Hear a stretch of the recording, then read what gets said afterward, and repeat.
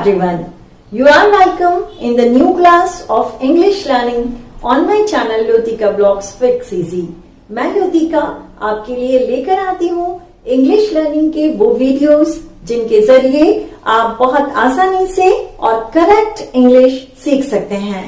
Correct English सीखने के लिए दोस्तों ग्रामर स्ट्रॉन्ग होना बहुत जरूरी है और सही ग्रामर सीखने की बैकबोन है टेंसेस। तो टेंसेस के ही क्रम में आज हम पहुंच गए हैं पास्ट कंटिन्यूअस टेंस के इंटरोगेटिव फॉर्म तक। जब आपको पास्ट में हो रही किसी प्रोसेस के बारे में इंफॉर्मेशन देनी है तो आप अफर्मेटिव सेंटेंसेस की मदद लेते हैं।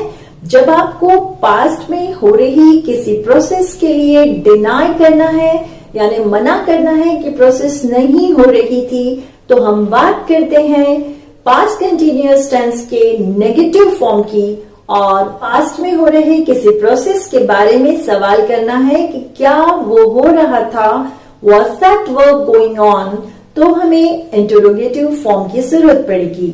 आज का टेंस सीखने के लिए हम वही 3 स्टेप्स की मदद लेंगे।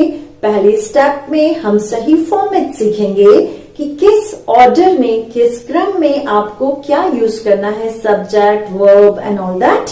और दूसरे पार्ट में हम देखते हैं कि क्या प्रिकॉशन रखनी है सही सेंटेंस बनाने के लिए। और हमारा लास्ट पार्ट होता है एग्जाम्पल्स का जो बहुत इंपॉर्टेंट है और वही हमें सिखाता है, हमें बताता है कि ये दोनों चीजों का प्रिकॉशन और फॉर्मेट का यूज करके क्या हमें सेंटेंस बनाने आए कि नहीं आए। तो दोस्तों ये कंप्लीट सीखने के लिए बने रहिए मेरे साथ इस वीडियो के एंड तक। तो शुरुआत करते हैं सबसे पहले फॉर्मेट की। इस फॉर्मेट में सबसे पहले ऑक्सिलरी वर्ब जिसे हेल्पिंग वर्ब भी कहते हैं was या वर आएगी, उसके बाद सब्जेक्ट, उसके बाद वर्ब का main form V1 along with ing आपको लगाना है। तो फॉर्मेट हुआ was और वर plus subject plus V1 plus ing। तो आज के फॉर्मेट में हमने देखा शुरुआत में आपको सबसे पहले was और वर लगाना है। was या वर में से एक चीज लगाने के बाद सब्जेक्ट आएगा और उसके बाद V1 basic form of verb V1 आएगा विथ ing। सो was और were helping verb plus subject plus V1 plus ing। बस ये कंप्लीट हो गया आपका फॉर्मेट। और इसके बाद आपको जब इंग्लिश बहुत अच्छी आ जाए और आप बड़े बड़े सेंटेंसेस बनाने लग जाएंगे तो भी फॉर्मेट यही वर्क करेगा। बस इसमें एंड में आप बाकी बचा हुआ ऑब्जेक्ट जोड़ते चले जाएंगे जितने चाहे उतने बड़े सेंटेंसेस बनाने के लिए। तो देखते हैं क्या प्रिकॉशन रखनी चाहिए जिससे ये सेंटेंसेस बनाते हुए कोई गलती न हो जाए। यहाँ ध्यान रखने लायक बात यह है कि ऑक्सिलरी वर्ब was और वर में से आपको कब किसे यूज करना है। तो सिंगुलर सब्जेक्ट के साथ और I के साथ was यूज करना है और प्लूरल सब्जेक्ट के साथ और you के साथ हमेशा वर का इस्तेमाल किया जाना है। प्रिकॉशन सिर्फ इतनी सी है कि was और वर जो हेल्पिंग वर्ब स्टार्टिंग में यूज करनी है उसका इस्तेमाल बहुत ध्यान से करिए सब्जेक्ट को देखते हुए। सब्जेक्ट में हमेशा या तो सब्जेक्ट सिंगुलर होगा या प्लूरल होगा। सिंगुलर में ही शी इट भी आ जाता है या कोई भी नाम लेकर भी सेंटेंस बन रहा है किसी के बारे में तो नाम भी सिंगुलर में आ जाता है अगर एक का हो तो, चाहे वो लड़के का हो या लड़की का हो। तो सब्जेक्ट अगर सिंगुलर है तो आपको was का इस्तेमाल करना है।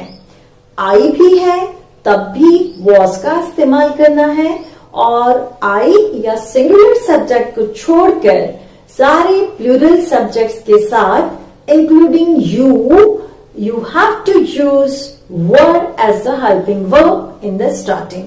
तो प्लूरल या you के साथ हमेशा were यूज होगा। तो ये अब आपने देख लिया कि कब was और कब were का इस्तेमाल करना है। तो इस प्रिकॉशन को ध्यान में रखते हुए आइए अब बनाते हैं कुछ सेंटेंसेस ताकि आप देख लें खुद कि कैसे यूज करना है इस फॉर्मेट का, ये प्रिकॉशन रखते हुए। Was I calling you? क्या मैं तुम्हें बुला रहा था? देखिए सब्जेक्ट I है तो उसके साथ was यूज किया गया है। Was I calling you? क्या मैं तुम्हें बुला रहा था? क्या तुम मुझसे कुछ पूछ रहे थे?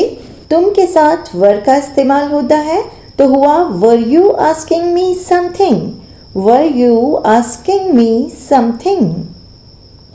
क्या वह उसके घर आ रहा था? सिंगुलर सब्जेक्ट वह है he, इसलिए was he coming to his home? Was he coming to his home? क्या वह एक गाना गा रही थी? Was she singing a song? Was she singing a song? क्या वे उनके कॉलेज से आ रहे थे? वे प्लूरल सब्जेक्ट है, एक से ज्यादा के लिए वर यूज होगा। Were they coming from their college? क्या तुम रात में पढ़ाई कर रहे थे? Were you studying in the night? Were you studying in the night? Was I washing the clothes when the phone rang? जब फोन आया तो क्या मैं कपड़े धो रही थी? Was I washing the clothes when the phone rang? तो फ्रेंड्स, एग्जाम्पल्स जितने लें उतने कम हैं, लेकिन बाकी के एग्जाम्पल्स की प्रैक्टिस आपके ऊपर छोड़ती हूँ। आप जितना चाहे अपने आप को इम्प्रूव करिए और प्रैक्टिस के जरिए जल्दी से इंग्लिश बोलने के लिए तैयार करिए अपने आप को। तब तक के लिए आपसे विदा चाहती हूँ। मिलते हैं जल्दी अगले वीडियो में। Till then take care, bye.